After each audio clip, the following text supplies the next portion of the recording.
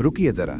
इस वीडियो को देखने से पहले मैं आपको एक ऐसी सच्ची घटना सुनाता हूं जो सुनकर आपकी रूह कांप जाएगी। दिल्ली के एक बिजनेसमैन रमेश गुप्ता की मौत हुई। दिल का दौरा पड़ा और वो चल बसे। लेकिन मरने के ठीक 3 घंटे बाद उनकी पत्नी को एक सपना आया जिसमें रमेश रो रहे थे, चीख रहे थे और कह रहे थे, मैं अटक गया हूँ, मुझे ना तो ऊपर जाने दे रहे हैं ना नीचे, यमदूत मुझे घसीट रहे हैं, मुझे दर्द हो रहा है, बचाओ मुझे। पत्नी डर गई, पंडित जी के पास गई तो पंडित जी ने कहा, आपके पति की आत्मा भटक रही है क्योंकि उन्होंने जीवन भर सिर्फ पैसा कमाया, भगवान को भूल गए। अब उनकी आत्मा ना स्वर्ग जा सकती है ना पुनर्जन्म ले सकती है, बीच में अटकी है। अब आप सोच रहे होंगे, क्या ये सच है? जी हाँ दोस्तों, ये बिल्कुल सच है। और आज मैं आपको बताऊंगा गरुड़ पुराण में लिखी हुई वो बातें जो शायद आपने कभी नहीं सुनी होंगी। क्या सच में हर आत्मा पुनर्जन्म लेती है? नहीं दोस्तों, गरुड़ पुराण में साफ साफ लिखा है कि कुछ आत्माएं पुनर्जन्म लेती हैं, कुछ स्वर्ग चली जाती हैं, कुछ नरक में फंस जाती हैं, कुछ मोक्ष पा लेती हैं और कुछ भूत प्रेत बनकर धरती पर ही भटकती रहती हैं। लेकिन ये फैसला कौन करता है किस आत्मा को कहाँ जाना है? और सबसे बड़ा सवाल, आपकी आत्मा का क्या होगा जब आप मरेंगे? आज इस वीडियो में मैं आपको प्रमाण सहित पूरी सच्चाई बताऊंगा। अगर आप ये वीडियो अंत तक देखते हैं तो मैं वादा करता हूं आपकी जिंदगी बदल जाएगी, क्योंकि अंत में मैं आपको बताऊंगा वो 7 उपाय जिनसे आप खुद तय कर सकते हैं कि आपकी आत्मा को पुनर्जन्म लेना है या नहीं। अभी तुरंत सब्सक्राइब बटन दबाइए, घंटी को दबाइए, क्योंकि ये जानकारी हर हिंदुस्तानी को पता होनी चाहिए। और कमेंट में लिखिए ओम नमो नारायणाय अगर आप इस सच्चाई को जानने के लिए तैयार हैं तो। नमस्कार दोस्तों, भगवान कथा में आप सभी का स्वागत है। आज हम बात करने वाले हैं एक ऐसे विषय की जो बहुत कम लोग जानते हैं। चलिए शुरू करते हैं। पहली सच्चाई, मौत के बाद आत्मा की 5 गतियां। गरुड़ पुराण के प्रेत कल्प खंड में भगवान विष्णु ने गरुड़ को बताया है कि मृत्यु के बाद आत्मा की 5 संभावित दिशाएं होती हैं। इन 5 दिशाओं को पंचगति कहते हैं और हर आत्मा इनमें से किसी एक में जाती है। अब ध्यान से सुनिए, क्योंकि इसमें आपकी आत्मा की भी बात हो रही है। पहली गति पुनर्जन्म, यानी फिर से इस धरती पर मनुष्य, जानवर, पक्षी या कीड़े के रूप में जन्म लेना। ये सबसे आम गति है, ज्यादातर आत्माएं यहीं जाती हैं। गरुड़ पुराण में लिखा है कि जिस आत्मा के कर्म मिक्स हैं, यानी कुछ अच्छे कुछ बुरे, और जो अभी भी दुनिया की चीजों में फंसी है, पैसा, घर, परिवार के मोह में बंधी है, वो आत्मा जरूर पुनर्जन्म लेती है। ये आत्मा स्वर्ग या नरक में कुछ समय बिताने के बाद फिर धरती पर लौट आती है और नए शरीर में जन्म लेती है। ये चक्र जन्म मृत्यु ऐसे ही चलता रहता है जब तक आत्मा अपने सारे कर्म खत्म नहीं कर देती और मोक्ष का रास्ता नहीं खोजती। दूसरी गति स्वर्ग यानी देवलोक में जाना। ये गति उन आत्माओं की है जिन्होंने अपने जीवन में बहुत पुण्य कमाया, धर्म का पालन किया, दान किया, मंदिर बनाए, गरीबों की मदद की, लेकिन जिन्होंने मोक्ष की साधना नहीं की। विष्णु पुराण में लिखा है कि ऐसी आत्मा स्वर्ग में जाती है और वहां दिव्य सुख भोगती है। लेकिन सुनिए ध्यान से, ये स्थायी नहीं है। स्वर्ग एक टेम्पररी जगह है जहां आत्मा अपने पुण्य का फल भोगती है। जब पुण्य खत्म हो जाता है तो वो आत्मा फिर धरती पर वापस आ जाती है और पुनर्जन्म लेती है। इसे पुनरावर्तन कहते हैं, यानी फिर से लौटना। गरुड़ पुराण में एक श्लोक है, क्षीणे पुण्य मर्त्य लोकम विशन्ति, मतलब पुण्य खत्म होने पर मृत्यु लोक में वापस आ जाते हैं। इसलिए स्वर्ग भी आखिरी मंजिल नहीं है। तीसरी गति नरक यानी यमलोक में यातना भोगना।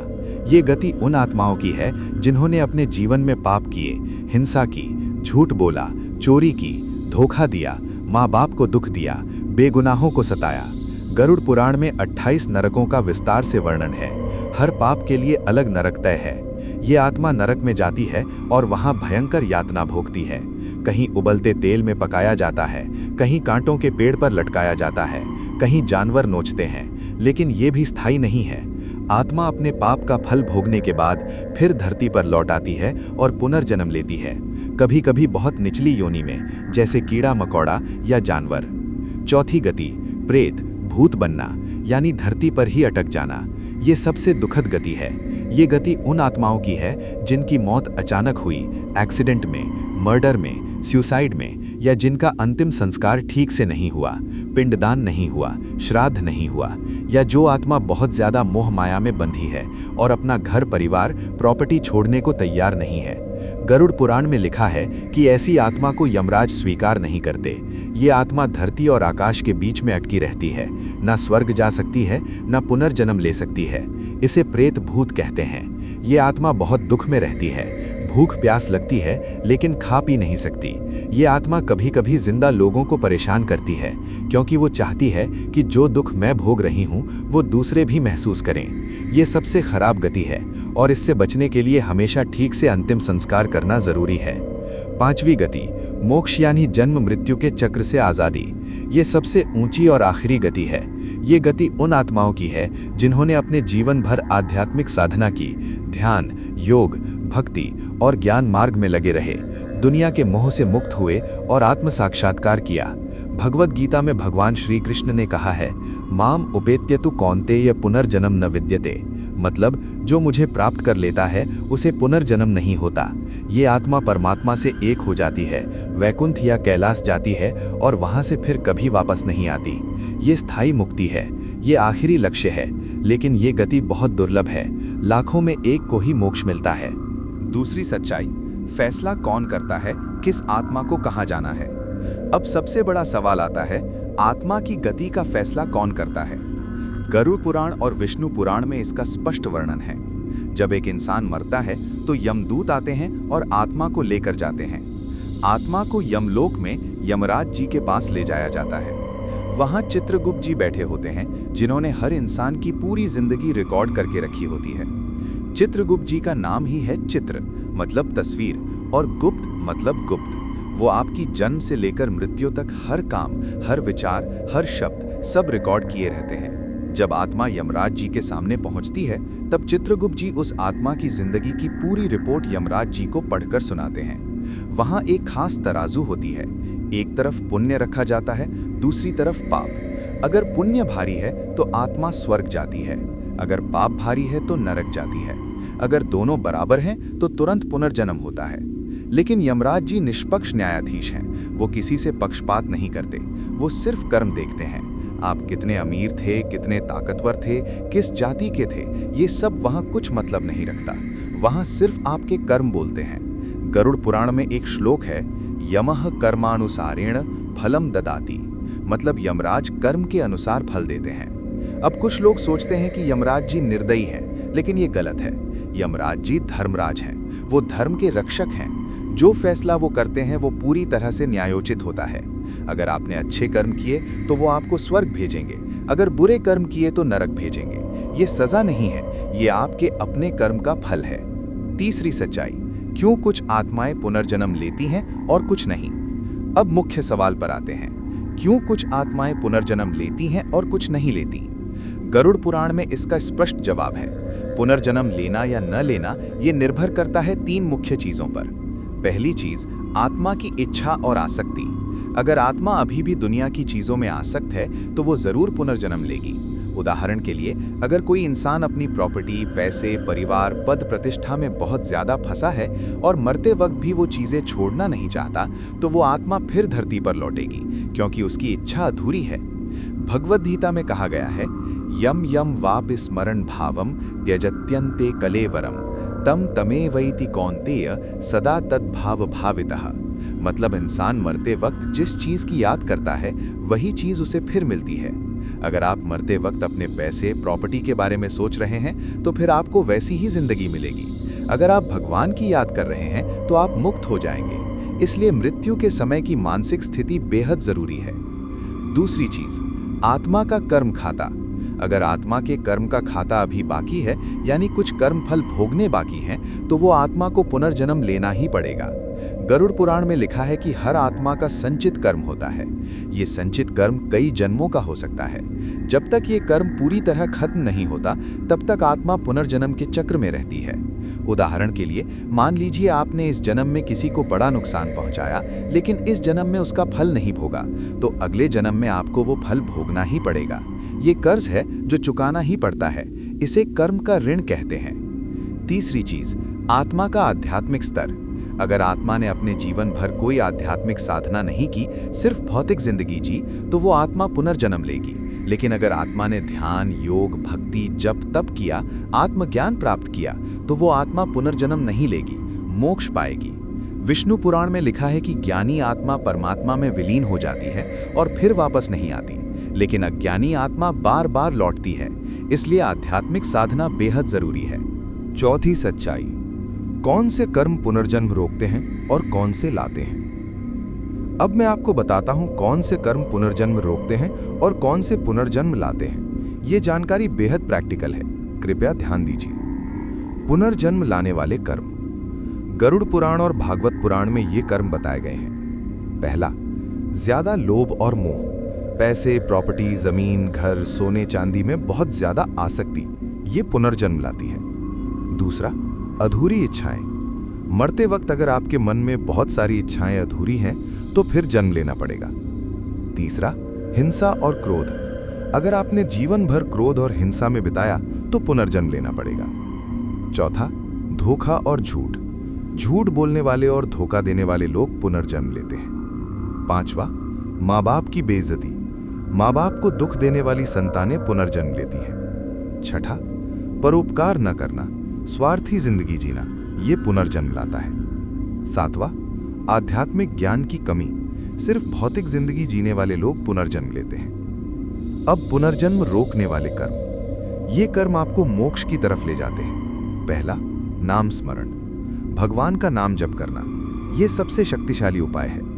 भगवद गीता में कहा गया है, अंत काले च मामेव स्मरन मुक्त्वा कलेवरम यह प्रयाति स मद्भावम याति नास्त्यत्र संशयः। मतलब, जो मृत्यु के समय मेरी याद करता है वो मुझे प्राप्त करता है, इसमें कोई शक नहीं। दूसरा, ध्यान और योग, रोज ध्यान और योग करने से मन शुद्ध होता है और मोक्ष का रास्ता खुलता है।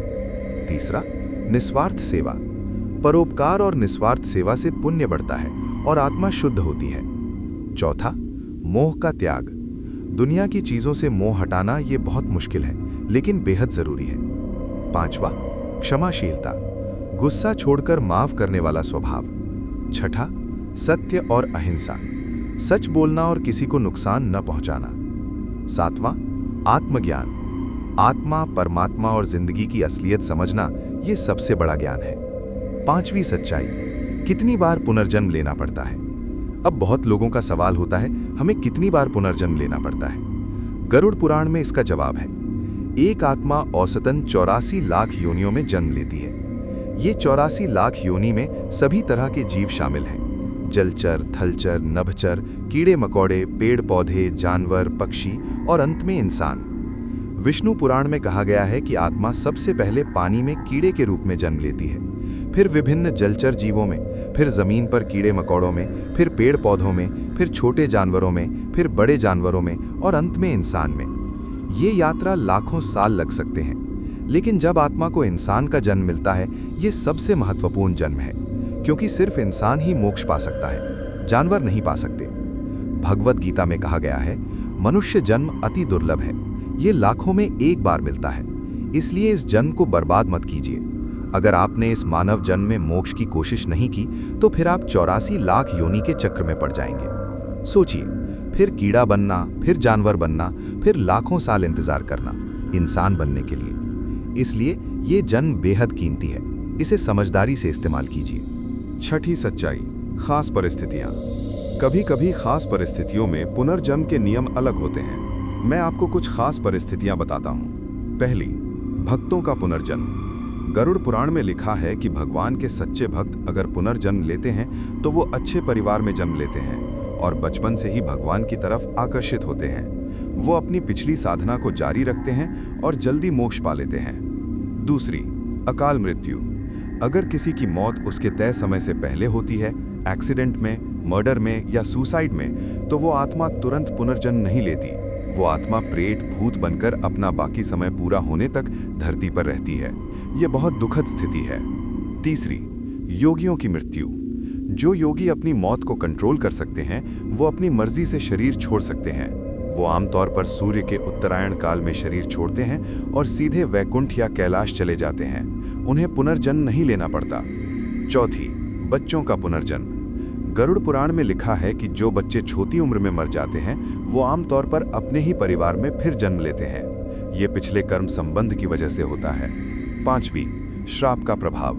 कभी कभी किसी को श्राप मिला होता है और उस श्राप की वजह से खास योनि में जन्म लेना पड़ता है।